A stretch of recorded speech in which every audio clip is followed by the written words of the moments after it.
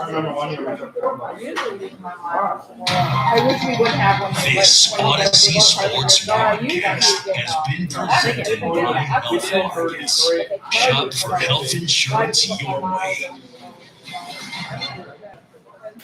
It's time for the Greg Kampe Show, presented by RJ's Pub. Let's go live to RJ's Pub in Rochester Hills. Here's Coach Kampe and the voice of the Golden Grizzlies, Neil Rule. What is going on, everybody? Welcome back to another episode of the Greg Kampe Show. We're live at RJ's Pub in Rochester Hills. He is Coach Greg Kampe. My name is Neil Rule. Happy to have you with us. Remember, you can get your thoughts and questions from Coach on Twitter with the hashtag AskKampe. Camp, how you doing? Doing great. I'm coming off a win over a state school. Those are the ones you got to win, and we did it. Especially on the road. We don't play Western or Central this year, so we've got Detroit one more time. We've got Michigan State, so we've got two more games against the people that we share the community with and the media with and everything, and those are must wins. They have a chance to get two more, I hope. Absolutely, that is the scenario. And remember, the Greg Kampe Show is brought to you by the Henry Ford Sports Medicine, the official team physicians for Oak University and you. For more info, visit henryford.com/athlete. Well, Camp, I guess we'll kind of work backwards, right? Friday night, Golden Grizzlies at Eastern Michigan had the 3-point halftime lead, then closed down the clubs, I like to say, there in the second half of the game and won that one going away. What was your take out there in Ypsilanti? I don't remember the days of closing clubs down, so by now I think they close like at 2 or 4 in the morning. I'm almost asleep. I was really disappointed in the first half at the way we closed the half after some of the issues that we've had a couple of games prior to that, and it's something that we really stressed going into the Eastern game, that we have to close the half. We had a long talk about there's four segments of the games that you really break down to. There's the opening four or five possessions, the last 4 or 5 possessions of the half, then the opening of the second half, and obviously the final. And you can emphasize all you want, but the final is always the most important, the last 4 minutes of the game.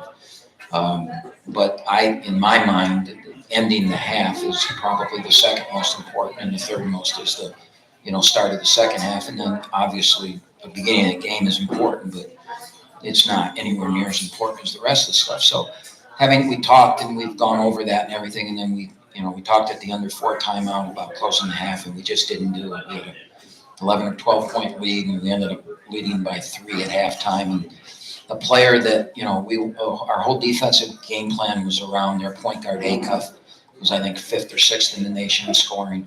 And he didn't have a field goal with 30 seconds to go in the half. And we knew what they were going to do, and they did it. And he made a 3 to end the half to cut it to 3, and I was not happy. And they found that out at halftime. We have 8 guys that are new this year, and they hadn't seen that before from their coach. And now the other guys, they've seen it a lot, but not this year.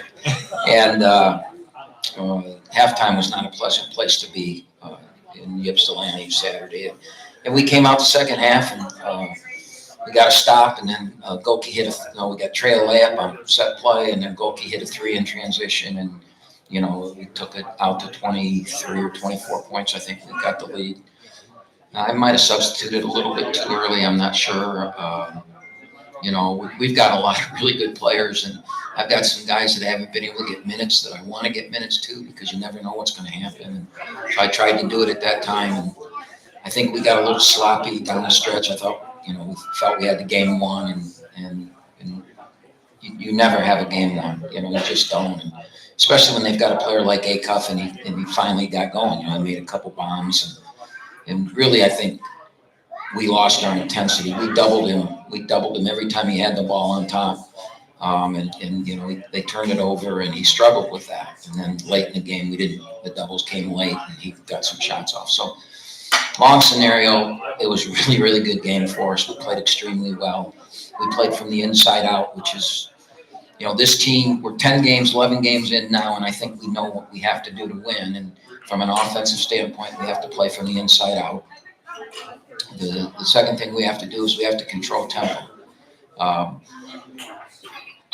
the strength of our team is our defense. Our half court defense is record-setting levels this year as far as points per possession and things like that when it's 5-on-5.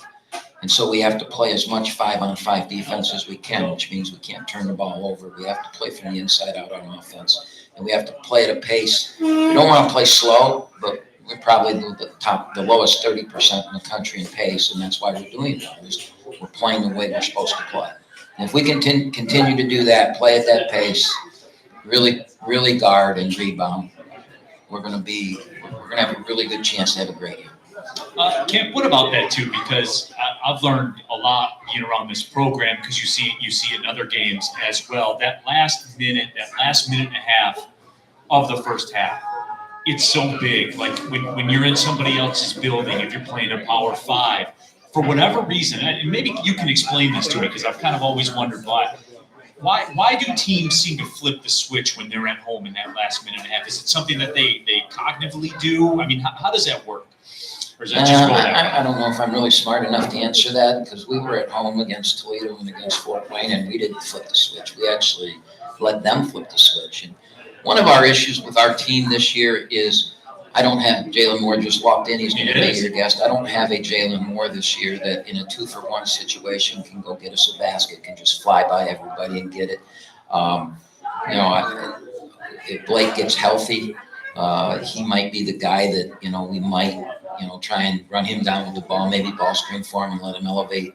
But at 2-for-1 situation, we've really blown that all year. And it seems like when we take a bad shot or don't get what we want, they come down and make a three. It's happened like 3 times. And the momentum that changes in a game when you run into the locker room on a high, especially if you start the next half with the ball. A lot of times we don't get the tip, so we have the ball to start the second half. So if we can get a 2-for-1 in the last 45 seconds, we get an actual 3-for-1. We get 3 possessions. We get the 2 there, and then the possession to start the half. And you can, in a 3-for-1 situation, that can be a 6 to 9 point swing, right? Which is huge in a college basketball game. So what we've actually decided before the Eastern game is we're going to go away from the 2-for-1 right now. We're just going to play out, and we did that against Eastern, but we didn't. We did score. Townsend scored, but they made that 3. I don't know. Every year it's different. You want to do things similar, but your personnel is different. And without a point guard that, we were hoping Rocket could be that guy, but he's really not somebody that can blow by, in transition, because he's not really a true point guard. And his ball handling skills, he doesn't believe himself that he can get to the rim. He wants to shoot floaters and that. So, that we've just got to get used to not having that. Camp, also to Jack Gold. Who are you texting? What's that? Who are you texting? I'm talking with some people in the crowd to make sure the audio level's okay. I'm engineering too. Hosting, producing, engineering. I thought maybe you had something going on the side. Setting up, yeah. I would say making a wager, but you're not allowed to do that, are you? Correct. So, that's... I don't know if you saw on TV or something, a game that, I should bet that or something.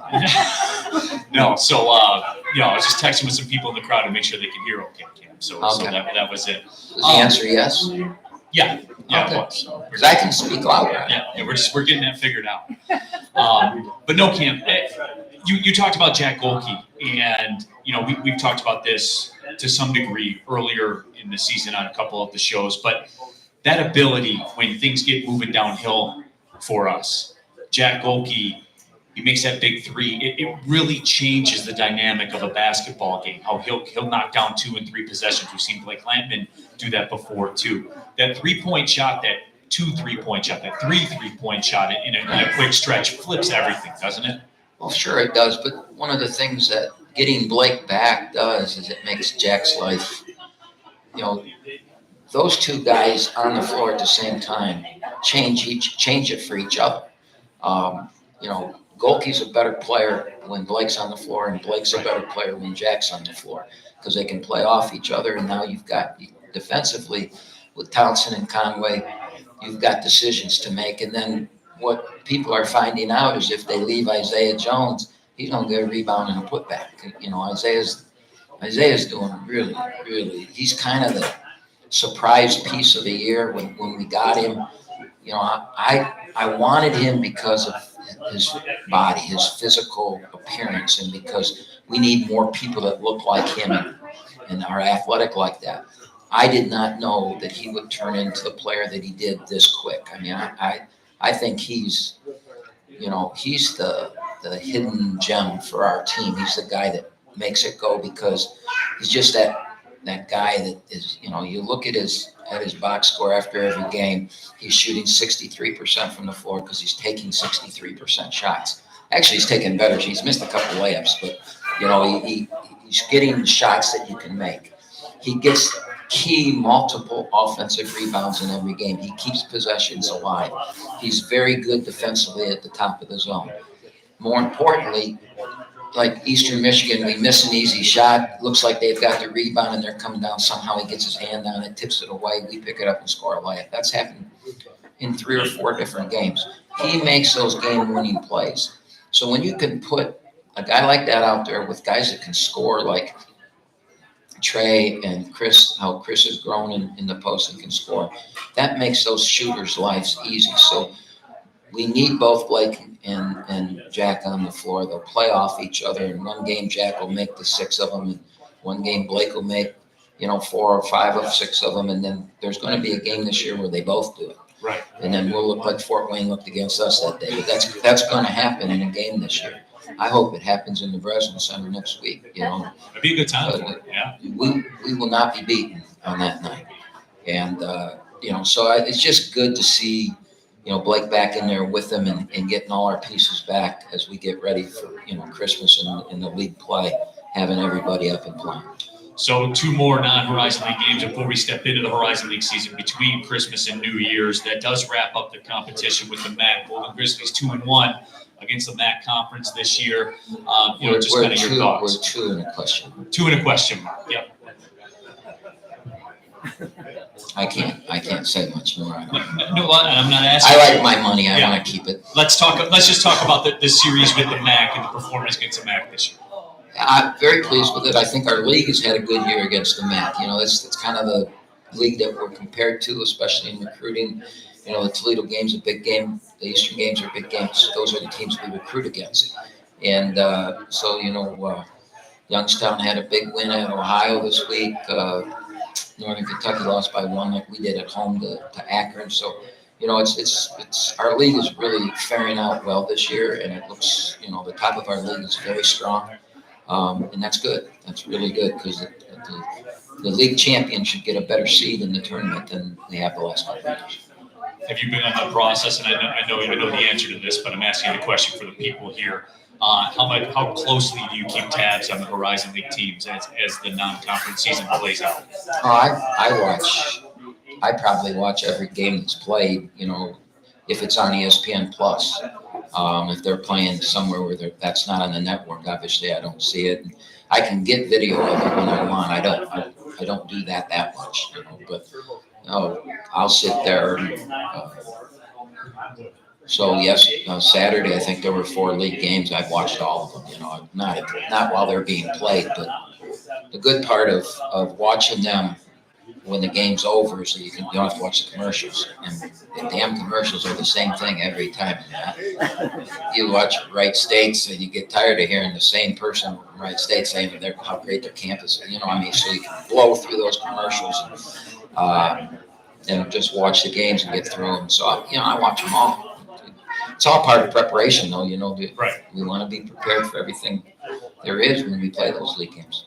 And then very last one here before we cut to the break. We will talk to Jalen Moore, who is in the house in just a couple of minutes. But Trey obviously gets Eastern 9 for 12 from the floor, and you knew that, right, Camp? I mean, that's how he's built. Well, one of the things that's happening this year, and part of it is the competition has been so difficult. But also, I think, Trey's in 4th year. He's got something to prove. He wants to play at the next level. He wants to get drafted. He wants to play in the NBA like they all do. And he's got a chance to show against some great teams, and he has. But one of the things I think has started to happen for him, not that he's taking bad shots, because we want him to take shots, and, we run a lot of plays to him. There's a lot of There's a lot of places that, they don't do that kind of thing, but we do. We get him the ball. We run a lot of sets. If you hear it during the game, you hear the bench calling out the sets and that many. The 65 sets that we have in, probably 30 to 35 of them go through him. And what's happening is that he started in those games to, they're tougher. They're playing against bigger, stronger guys.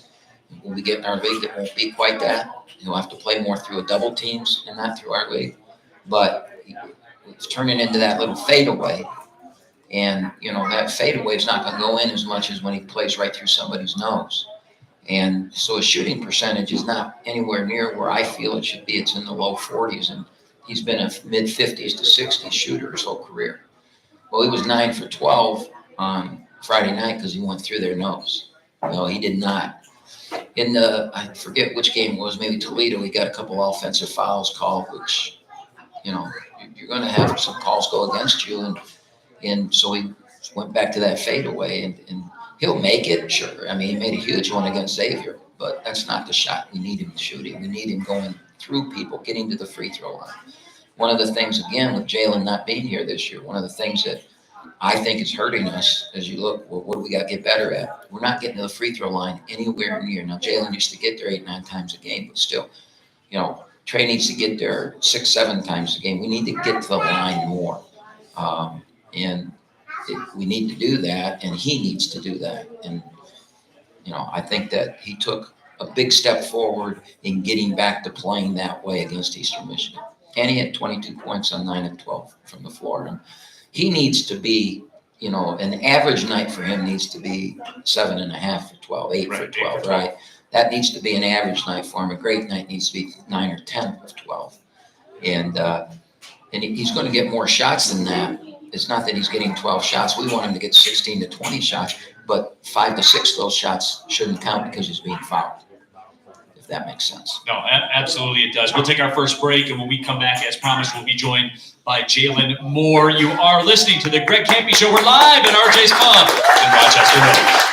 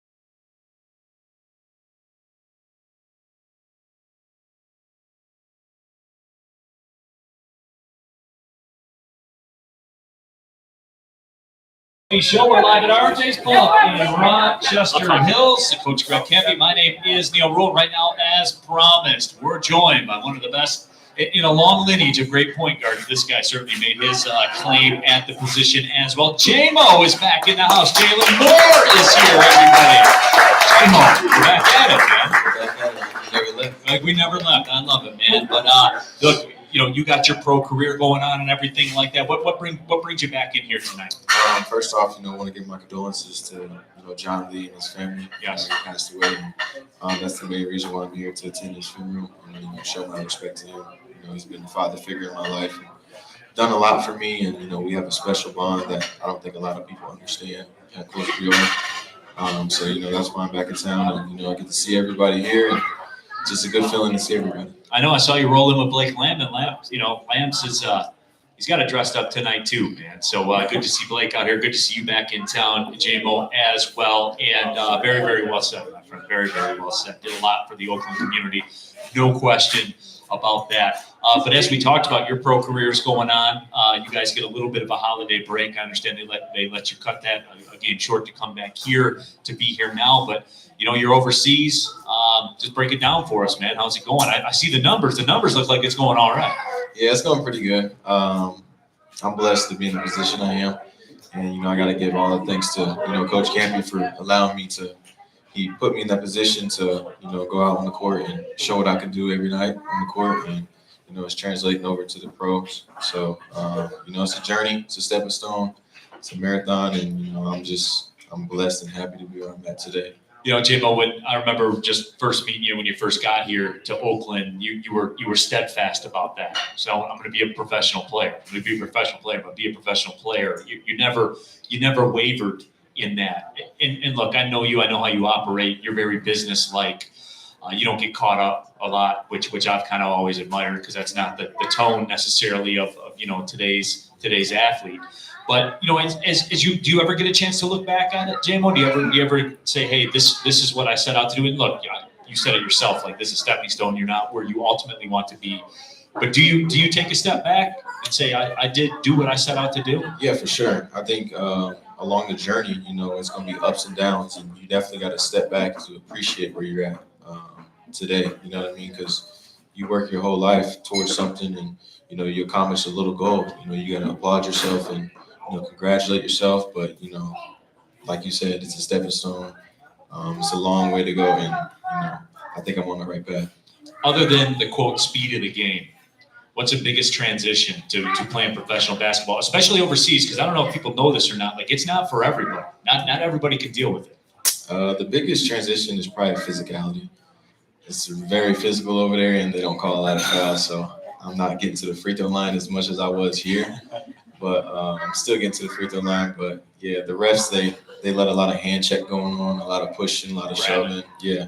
So I mean, that's the biggest thing that's been a little challenging for me, but I feel like I can adjust and adapt to anything really. So I feel like I've been adapting pretty good, and just gotta keep going.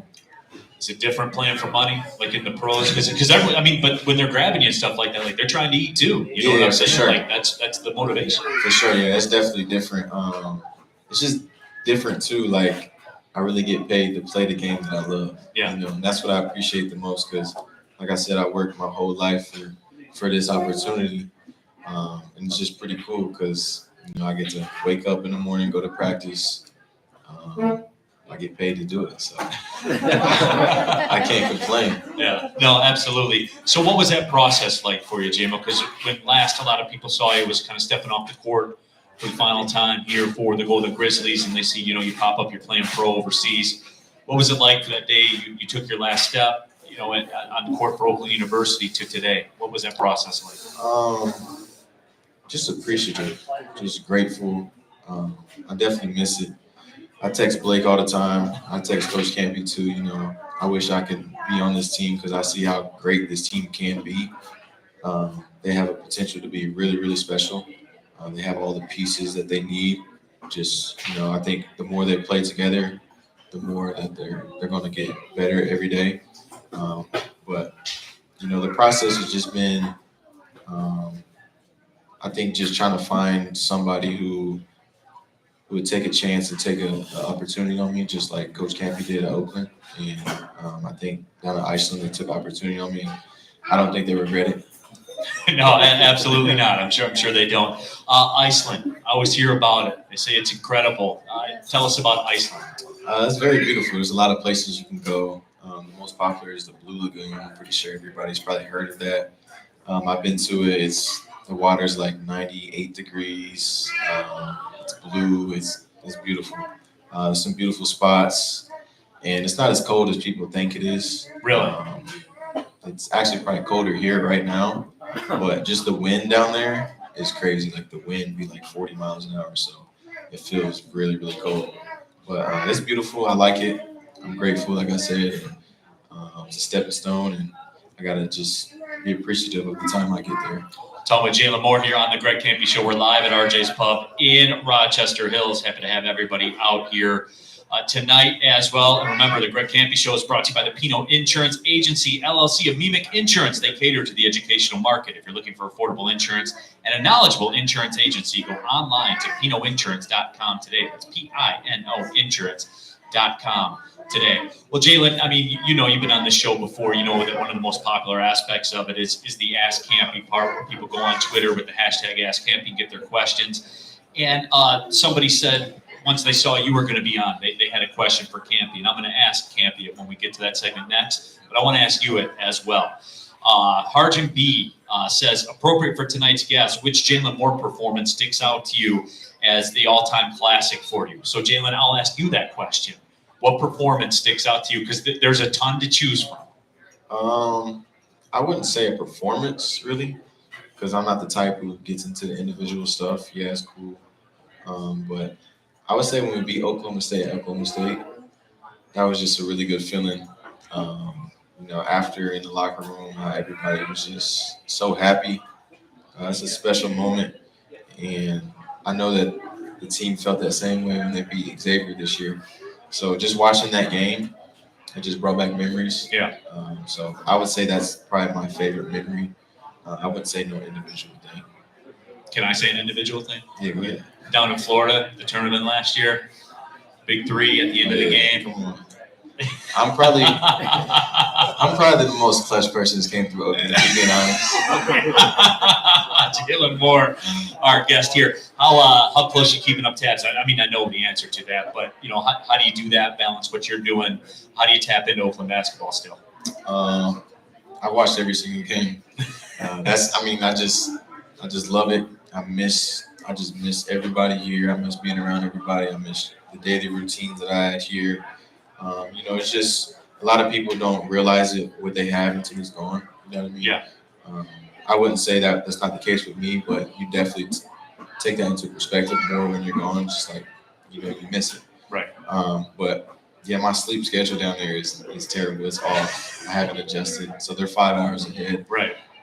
Most of the games come on, I think, at 12 p.m. or 1 a.m. Yeah. You know, I stay up and watch the whole game. So.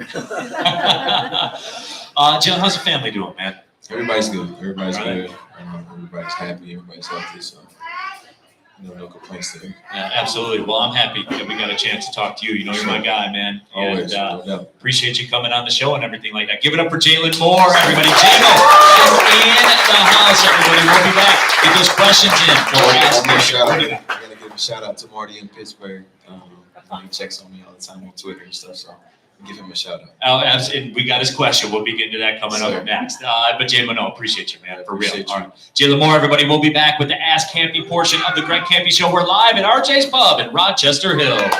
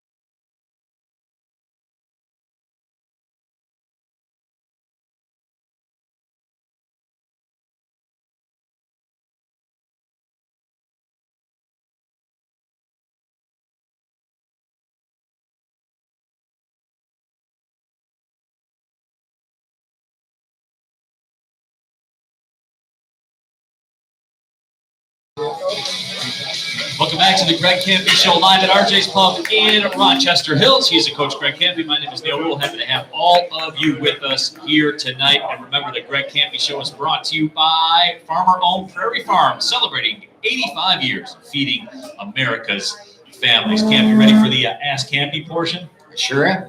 Absolutely. Let's get into it. We missed this one from last week, so I have to do this. Captain Brush 03 wants to know, ask Kampe, what's your favorite Long John Silver's order? I didn't know Long John Silver's was still with us, but I guess they are. I've never been. All right, I've great seen talk. it, but I've never been. Why would I want fish in a fast food place? I've never had the filet-o-fish either at McDonald's or any of those, so I'm not a fish guy. The people wanted to know. I wonder if the fries are any good, though. I'd like to know that. Maybe you could tell us if they're good. Are they crinkled or are they curly? I don't know myself. Captain Brush 03, if you're out there listening right now, let us know. Has anybody in here ever eaten at a Long John Silver's? We got some hands going up there. Are the fries any good? Oh, yeah. Are they crinkled or are they regular? No, they're regular. They're regular fries? Okay. No, they're not seasoned. I've seen the commercials. All right, Pittsburgh Marty in the house as well.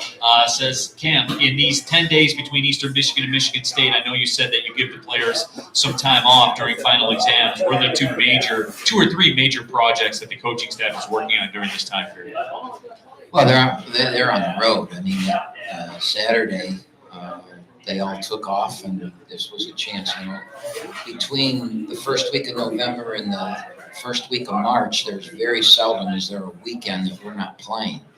And it was funny because I called Stan Heath called me to schedule the game this weekend a year ago, and he goes, we were talking about dates, and I said Saturday the 9th, and he goes, okay, let's play Saturday the 9th. I go, Stan, it's my birthday, man. I'd hate to have to beat you on my birthday. And he goes, we're not playing on your birthday. Let's play on Friday the 8th. And so we did it. And then we both talked about it Friday night we can't. So our guys, my staff left Saturday morning and they flew out to different places and saw, especially in this day and age of recruiting to junior colleges, we get to see, a bunch of JC games. Bobby's still on the road. He missed practice today. I think he came back tonight. And Smitty got back late last night and was at practice this morning. So, we took advantage of that weekend in recruiting and getting to see kids that we've recruited, been recruiting hard for next year. And that's really the big thing. Me personally, I'm just looking at how we've put in this new set in the last couple games where we're trying to jam the ball into the box, into Trey and into Baru and Chris. And I was just, our film guy got me every possession of what we've done in it and then how it's being guarded so that we can come up with some counters on if they're guarding it this way, this is what we're going to do. Put those counters in this week before Michigan State. So those are the projects that we look at.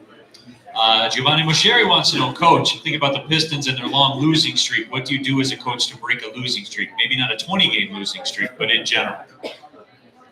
I don't really know if there's anything the coach can do about it.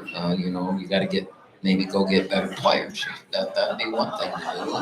I'm sure that's what's going through their minds right now is we got to get better players.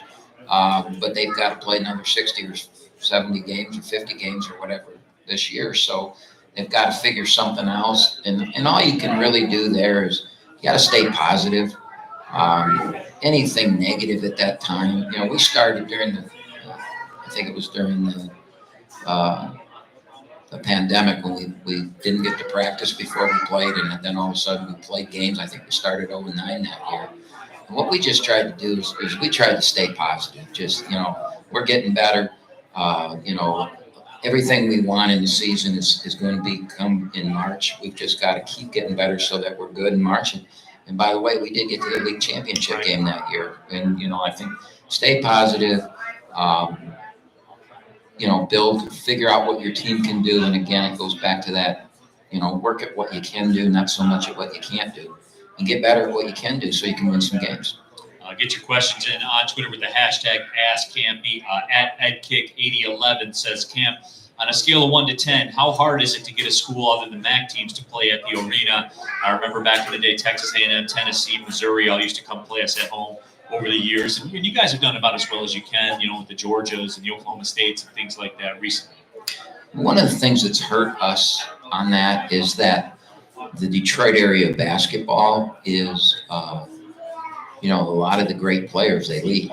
And so one of the ways, like, we got Georgia back here because of Deontay Maton was played at West Bloomfield, or not West Bloomfield. Southfield, was it? No, Bloomfield Hills, Okay. Vassar. That doesn't exist anymore. It's just Bloomfield Hills High now. And so when they go and they play at a Power 5, anytime a good player from the area would go to a Power 5, I would call there and say, let's do a 2-for-1. I'll come to your place twice, because that way you can come home and you can play in front of, that kid can play in front of his family and help you recruit here. But there aren't really that many players lately that have done that. And then it's, nobody's going to come here. We've won until Oklahoma State beat us last year, we've won 3 or 4 in a row of those games. It's just really hard to get. You got to find a school that might, maybe financially a Power 5 school that's at the bottom of the financial level and is willing to do something like that. But the chances of you seeing a Power 5 school in our building again is probably very slim. Yeah. Let's see what else we got here. Again, tweet your question with the hashtag AskCampe. BK McDonald wants to know, Camp, are the Christmas sweaters returning for Monday's game, or is Izzo feeling a little more grouchy this year? No, I did not. After they lost last night. Down in distance, right? Camp? Yeah, exactly. You got know the room, right? Know the crowd. After they lost last night, somebody ripped him and they put a picture of him up there, and he was in that elf sweater. And there's no way I would even call him on the phone right now and bring that up. So, they're trying to right their ship right now, and I'm sure they will. I just hope that it's not at our night, No, we'll be dressed in regular apparel this year. All right. Big J Plays wants to know, ask Campy, are there any fun traditions you guys do for Christmas as a team? Feel like a white elephant or a secret Santa gift exchange streamed at RJ's would be pretty cool. No, yeah, I know that, I've watched our women's program do things like that over the years, and when I see it, I always, maybe, but never really did. The only year, the COVID year, when nobody could go anywhere and everything, I had them all over to my house, and a couple guys got COVID, so that ended that. But no, what we try and do is we get a lot of Nike apparel, so when they come back from Christmas, we like to put something Nike hanging in their locker room, or in the locker room. It's maybe a little bit different than the normal apparel that they get. Maybe a pair of shoes that they like or something. Takes care of that for me. He comes up with something cool, and so when they get back, they walk, because they're not real happy when they come back, because we normally practice on Christmas, and so it's not.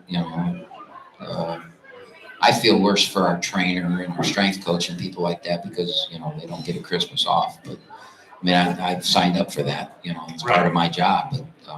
But especially now that the league plays those league games, and we play the 27th, right? Leave the 27th, I want to say. Play the 28th at New Year's Eve. Yeah, so we play the 28th, so you got to practice on the 25th, right? Right. And so it's not. Nobody wants to be there on Christmas Day, so we got to do something to make them smile a little bit when they get in.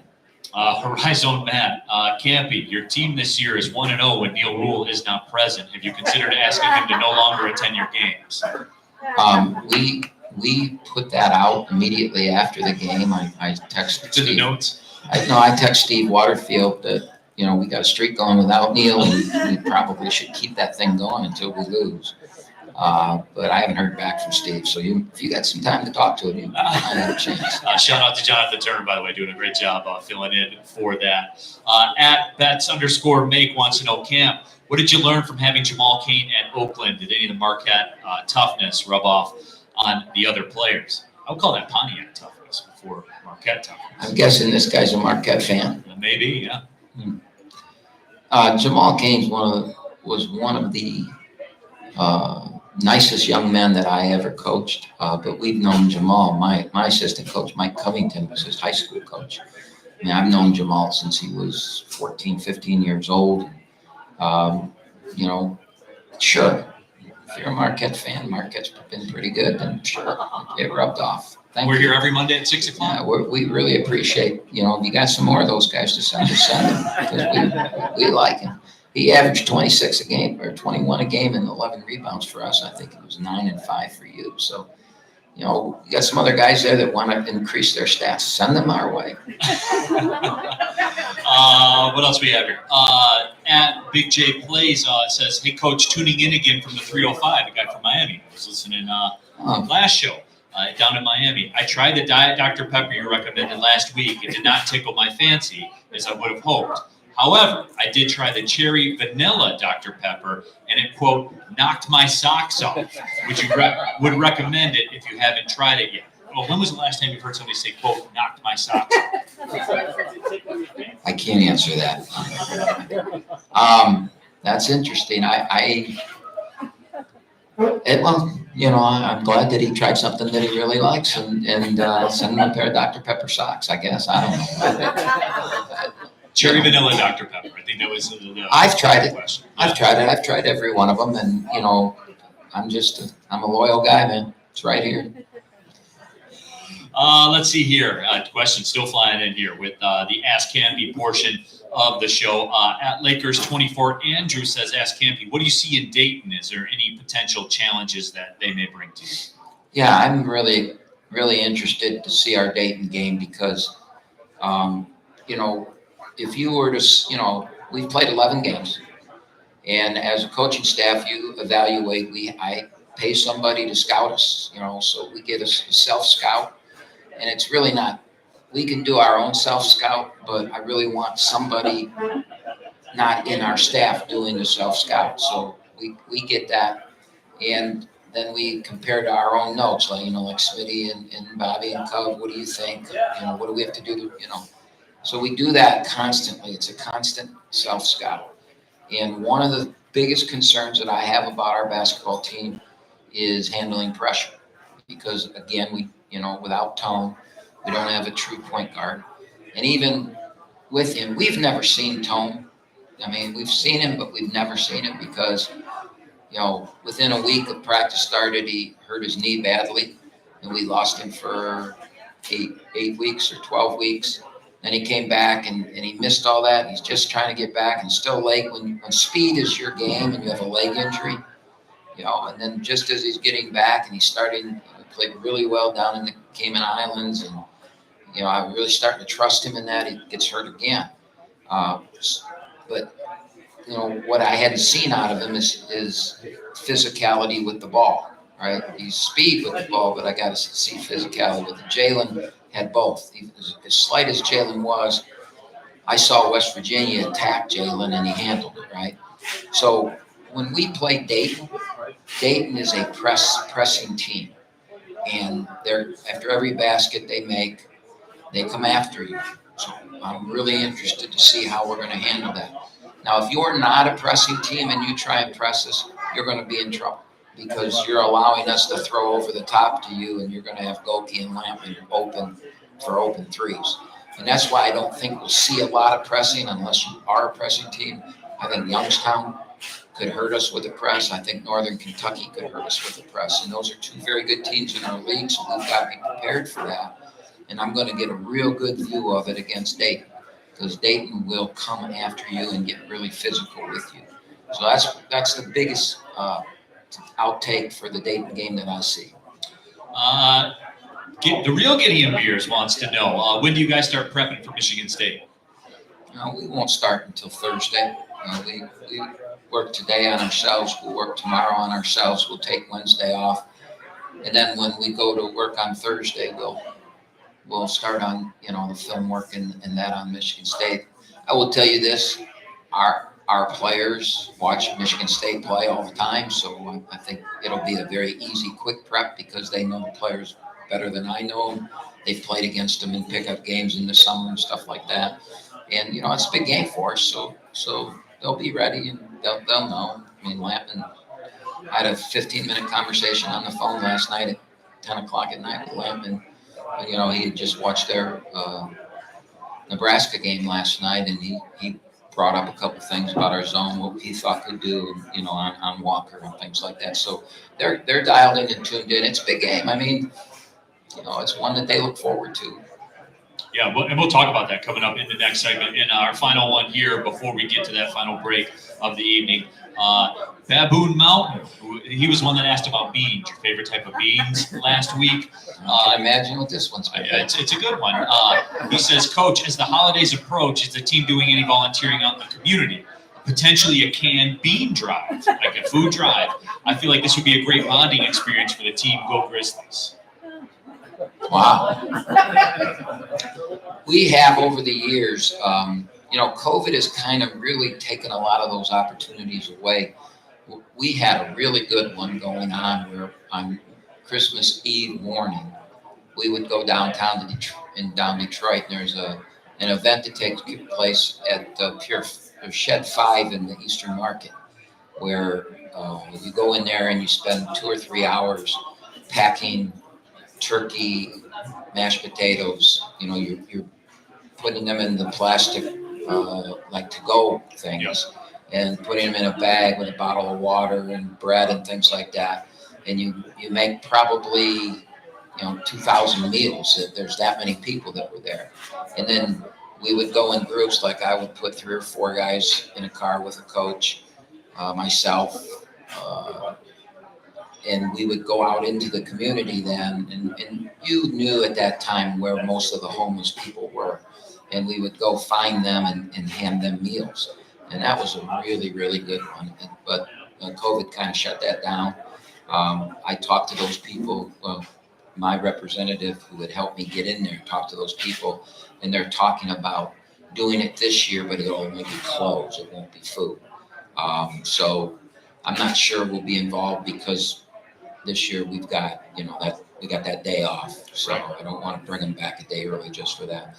The last one we did a year ago, which was a really cool one, was a very similar situation in Pontiac where we went and we handed to people in their cars, clothes and bikes and things like that the lighthouse had put together. So we were working with the lighthouse. So what is going on? I didn't screw that up. Yeah, I think so. I think it was, yeah, absolutely. All right, we'll take our final break. When we come back, the last segment of the show, we will talk about the Michigan State game. We will talk about the Dayton game as well. This is the final show because of the Michigan State game on the 18th, which is next Monday. Add 7 days to that. The 25th, which is Christmas, New Year's Day. So this is the final show of the calendar year, but we'll finish in style, everybody. Trust me. We'll be back with more of the Greg Kampe Show. We're live at RJ's Pub in Rochester Hills.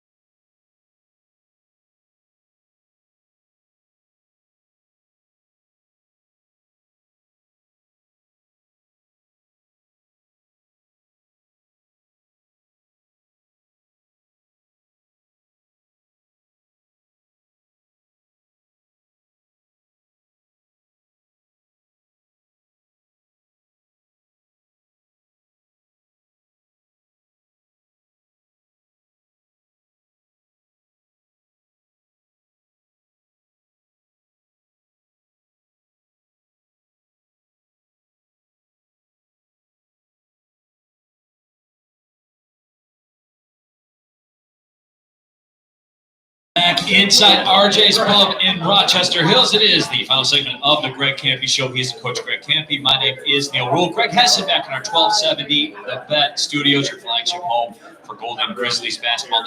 Natalie Longroy here on site as well, doing the streaming aspect of it all. Yeah, that's right, Natalie, everybody. But again, happy to have you all with us, as we always like to say, the highest rated show on this station at this time. That is the facts. But Camp, before we get into Michigan State and Dayton, they have it on the TVs up here. Oh, by the way, coming out to RJ's Pub, Rochester Hills, the TV game is on 1000 out here. I mean, it is incredible. It's a great setup to watch all the games all the time. Shohei Ohtani, $700 million contract, Camp. Crazy. Just crazy. Somebody was telling me that it's $350,000 a game. 142,000 in that bag or something like that.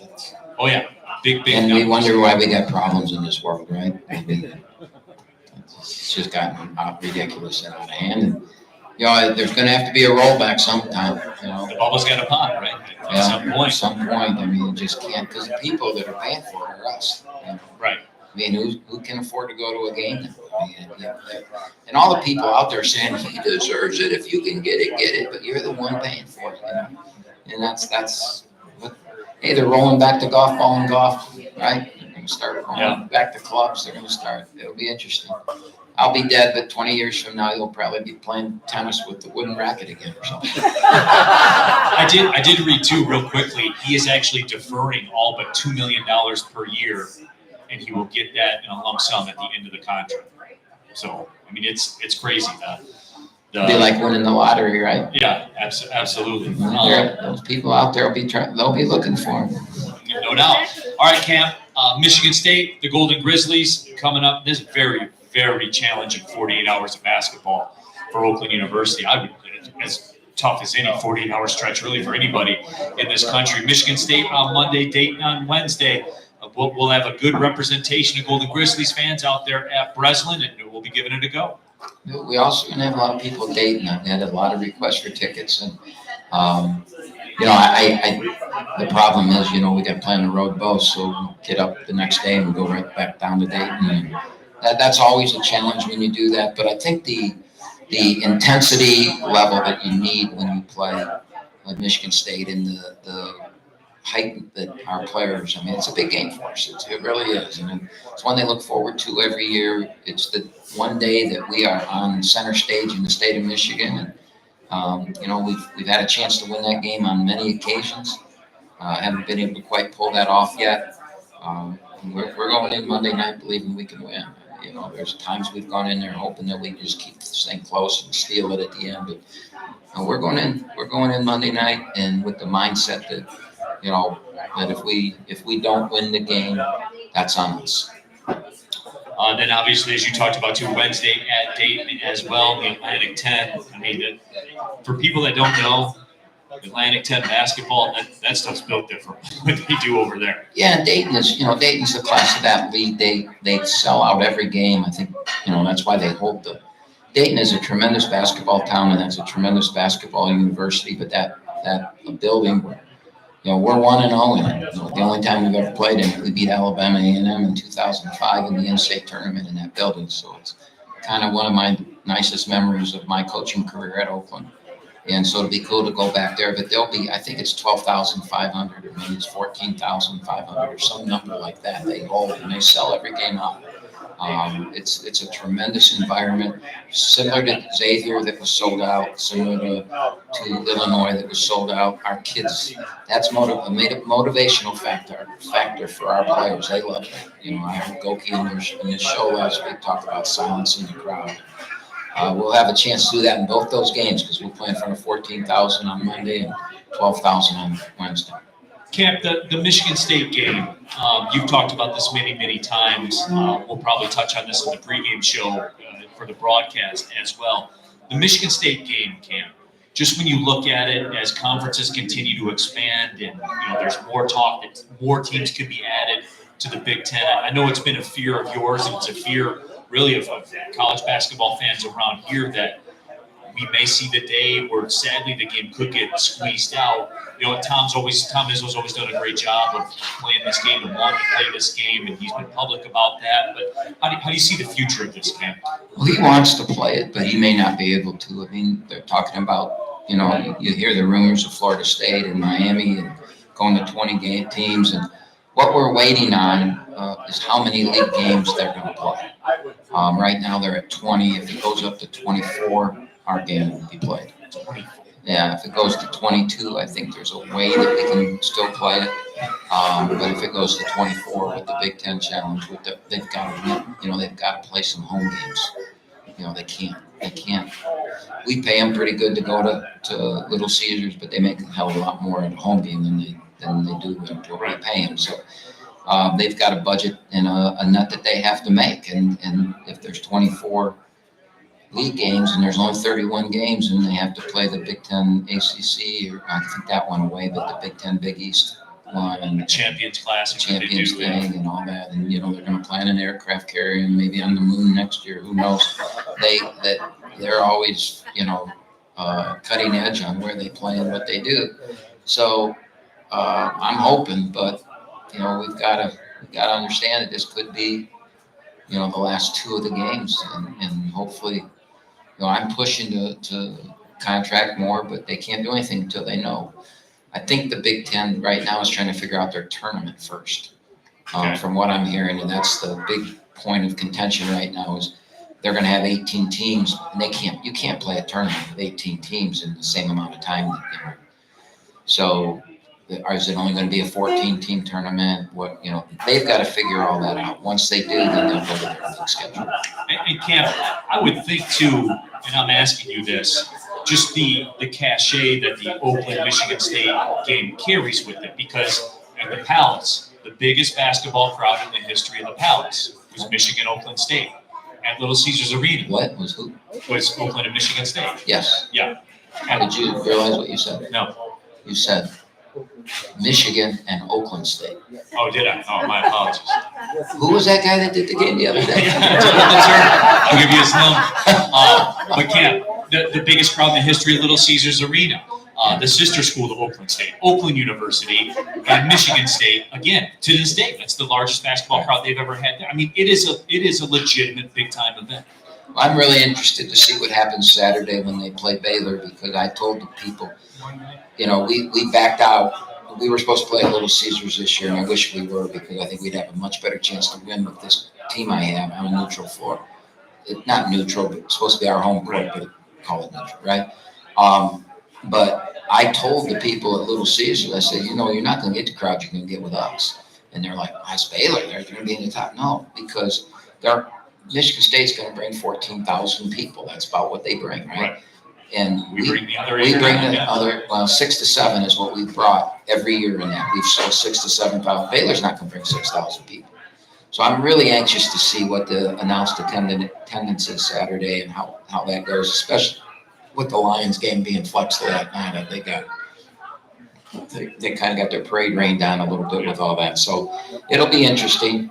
But I'm just hoping that Little Caesars sees the value of that too, that oh yeah, you were right, All right, well, that does it for the Greg Kampe Show. Appreciate everybody coming out to RJ's Pub in Rochester Hills. Have a great holiday season. We'll see you after the new year starts with the Coach Greg Kampe. My name's Neil Rule. Thanks for tuning in to the Greg Kampe Show live from RJ's Pub in Rochester Hills. See you later.